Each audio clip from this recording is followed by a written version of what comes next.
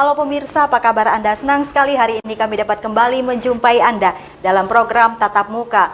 Program ini hadir sebagai wadah sosialisasi, berbagi informasi dan juga edukasi dalam bidang apapun, dan juga tempat membahas topik-topik hangat yang terjadi di sekitar kita, baik bidang pendidikan, ekonomi, sosial, budaya, pertahanan, dan masih banyak lagi. Tentu saja, kami senantiasa menghadirkan narasumber yang kompeten di bidangnya. Seperti pada malam hari ini, di studio Jurnal TV telah hadir Damang Kepala Adat Jekan Raya Kota Palangkaraya. Kita akan membahas tentang tema edukasi kearifan lokal adat budaya Dayak Kalteng di zaman now. Nah, kita ingin tahu, kearifan lokal ini adalah sebuah nilai luhur dan adiluhung, khususnya bagi bumi Tambun Bungai. Kemudian, bagaimana transformasi adat budaya ini sampai ke generasi saat ini, terlebih di tengah terpaan mesin teknologi, kecanggihan, dan apapun itu bentuknya. Bagaimana caranya untuk menyampaikan ini? Nah, untuk itu saya tidak sendiri, langsung saja saya perkenalkan Damang Kepala Adat dari Jekan Raya Kota Palangkaraya. Bersama saya Olivia Teja, inilah Tatap Muka selengkapnya. Selamat malam Pak Damang, Bapak Kardinal Tarung. Selamat malam. Narai kabar? Bahalap. Kita sapa dulu. Sapaan kita dalam bahasa Dayak kepada pemirsa. Oh, tabe selamat linguna latai, salam sewujud kerene melempang, adil katalino, bacuramin ke surga, besengat ke jubata. Arus. Iya, kita langsung saja. Seperti pengantar yang sudah saya katakan tadi Pak, zaman sekarang ini zaman globalisasi, kebudayaan segala macam jelas sangat gampang masuk. Kemudian masih ada di Kalimantan Tengah, khususnya di bumi Tambun Bungai, ada damang. Nah, yang ingin saya tanyakan, tugas dan fungsi seorang damang kepala adat. Damang lebih sebagai tiang moral, suku guru dalam hal mengatur, mengurus, dan menyelesaikan permasalahan kehidupan yang menyangkut adat istiadat, kebiasaan-kebiasaan, dan hukum adat. Dan damang mempunyai peran penting sebab keberadaannya ada bersamaan dengan sebuah lembaga yang disebut dengan lembaga kedamangan. Dan lembaga kedamangan ini bukan lembaga yang baru dibentuk. Ya. Jauh sebelum Republik ini lahir, lembaga kedamangan sudah ada. Dengan tadi saya sudah katakan tugas-tugasnya itu, yaitu mengatur, mengurus, menyelesaikan permasalahan dalam kehidupan. Tentu saja sekarang orang menggunakan istilah lebih populer sebagai pembantu pemerintah untuk melaksanakan tugas-tugas pemerintahan dengan pendekatan lebih kepada upaya mengedepankan kearifan lokal. Sebab kearifan lokal itu sendiri pada hakikatnya tidak terlepas dengan bahasa masyarakat. Ya, bukan bahasa pemerintah. Yang saya maksudkan di sini bahasa masyarakat akar rumput begitu. Apabila seseorang piawai dalam hal memberdayakan damang, tentu saja yang saya maksudkan ini damang yang kapabel, damang yang memang eksistensinya yang kompeten, begitulah. Bukan damang yang asal mendapat predikat damang, bernaung dengan selembar surat keputusan. Dengan kata lain, saya ingin katakan bahwa damang itu sejatinya Ia bukan saja tokoh formal karena diangkat dalam jabatan oleh pemerintah, tapi lebih sebagai tokoh informal. Kemudian bagaimana saya sapa di sini Bue, pemirsa, Bue itu adalah sebutan untuk kakek kalau di Kalimantan Tengah, khususnya untuk Dayak Ngaju ya Bue ya. Jadi gini Pak, kembali lagi kita, adakah kriteria yang lebih detail lagi untuk seorang damang ini? Kemudian bagaimana sehingga damang ini dia tidak berbenturan dengan aturan apa perangkat pemerintah? Kan kita mengetahui ada camat, lurah, RT, RW, kemudian ada di sini damang. Itulah tadi yang saya maksudkan, seorang damang tuh damang yang kompeten, damang yang memiliki kapasitas yang mumpuni, begitu ya, meminjam bahasa Jawa yang mumpuni. Damang yang harus mengetahui betul bahwa ketika kita berbicara hukum ya, kita berbicara hukum. Saya ingin katakan di sini, ketika orang menyebut adat, pada saat itu serta merta dia sudah berbicara hukum, karena hukum antara lain tadi fungsinya mengatur, mengurus, menyelesaikan, yang pada akhirnya bertujuan untuk menciptakan ketentraman dan ketertiban di dalam masyarakat. Nah, sementara keberadaan damang ini dijamin oleh pemerintah kan, amandemen Undang-Undang Dasar 45 Pasal 18 huruf berapa itu ya, yang juga karena keberadaannya seiring dengan sejarah keadatan itu sendiri, kaitannya dengan peradaban komunitas Dayak, dan terbukti serta teruji banyak berperan dalam mengatur tatanan kehidupan tadi, untuk menciptakan masyarakat yang tentram dan tertib. Nah, kemudian bagaimana Bue membuat masyarakat ini percaya dalam tanda kutip dengan keberadaan damang, sedangkan saya bilang tadi di situ ada lurah, ada unsur kepolisian juga dan lain-lain. Dalam hal ini pertama harus ada sinergitas yang baik ya. Oke, sinergi. Nah, lagi-lagi berbicara sinergitas ini tidak lepas dengan kepiawaian damang, dengan kapasitas damang tadi yang tentu saja dengan istilah gamblangnya jangan damang-damangan, tapi dia memahami betul. Saya katakan tadi adat, ketika kita berbicara adat otomatis kita sudah berbicara hukum ya. Itu karena untuk maksud kemudahan mempelajari adat yang pada hakikatnya adalah hukum juga itu, lalu ditaruh di depan kata adat tuh hukum adat.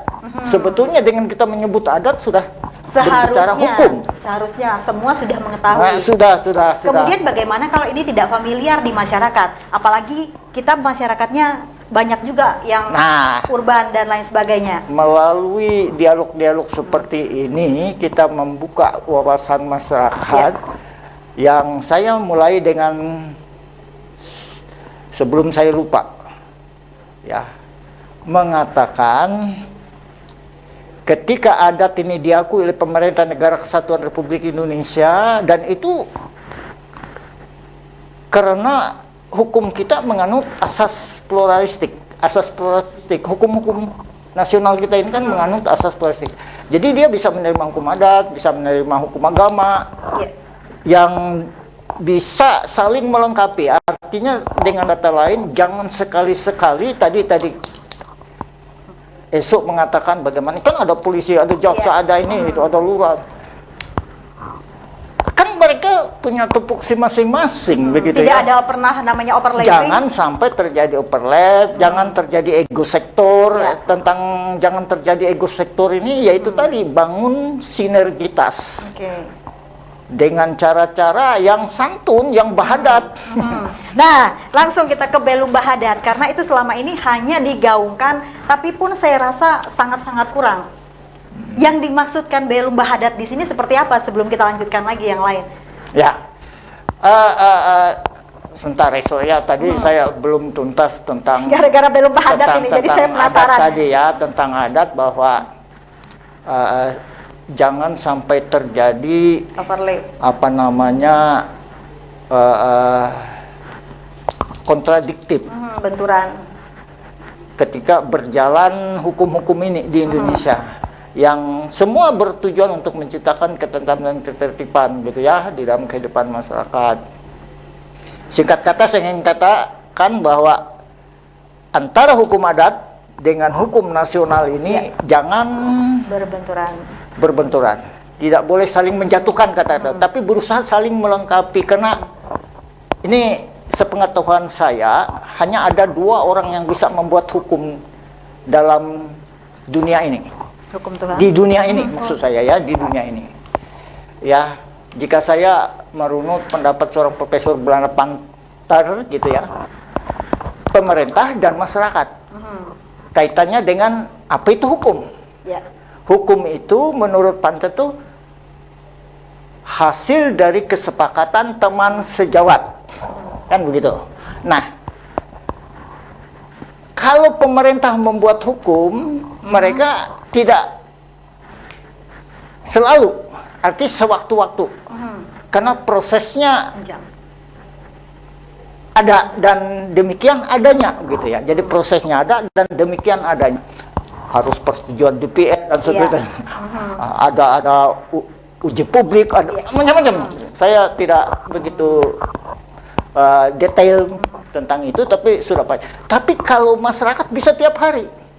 Contohnya ketika mereka membuat perjanjian yang konkretnya, yang bisa kita jadikan contoh nyata di keadatan di Dayak ini, surat perjanjian kawin itu.